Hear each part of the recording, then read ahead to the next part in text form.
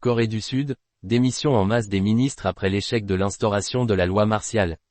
La Corée du Sud traverse une crise politique majeure alors que tous les membres du gouvernement ont présenté leur démission en bloc, suite à l'échec retentissant de la tentative de l'exécutif de mettre en place la loi martiale.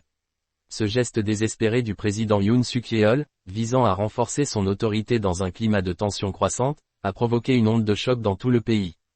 Les manifestations massives qui ont suivi l'annonce de la loi martiale ont pris une ampleur inattendue. Devant l'Assemblée nationale, des milliers de citoyens continuent de scander « Arrêtez Yoon Suk-yeol », exigeant sa démission ou son destitution. Les protestataires, fermement opposés à cette décision jugée anticonstitutionnelle, ont promis de maintenir la pression tant que le président restera en poste. L'Assemblée nationale, dominée par l'opposition, a réagi rapidement. Lors d'une session exceptionnelle, elle a voté à une écrasante majorité l'abrogation de la loi martiale, mettant un terme à l'une des mesures les plus controversées de l'histoire récente de la Corée du Sud. Ce vote marque un tournant dans une présidence déjà fragilisée par la défaite électorale du parti au pouvoir lors des législatives d'avril dernier. Depuis cette débâcle, le gouvernement Yoon se trouve dans une position de plus en plus précaire. L'incapacité de l'administration à faire adopter ses projets de loi a transformé le président en une « bête politique blessée », selon les termes de plusieurs analystes locaux.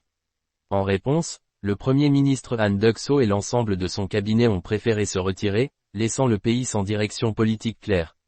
Cette crise survient dans un contexte de tensions régionales croissantes, alors que la Corée du Sud joue un rôle clé dans l'économie asiatique et la stabilité géopolitique face à la montée en puissance de la Chine et aux menaces continues de la Corée du Nord.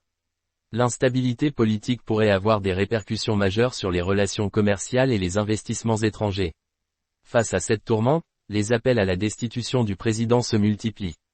Bien qu'une procédure de destitution reste difficile à mettre en œuvre, le climat politique tendu et la mobilisation populaire pourraient précipiter la fin du mandat de Yoon Suk-yeol.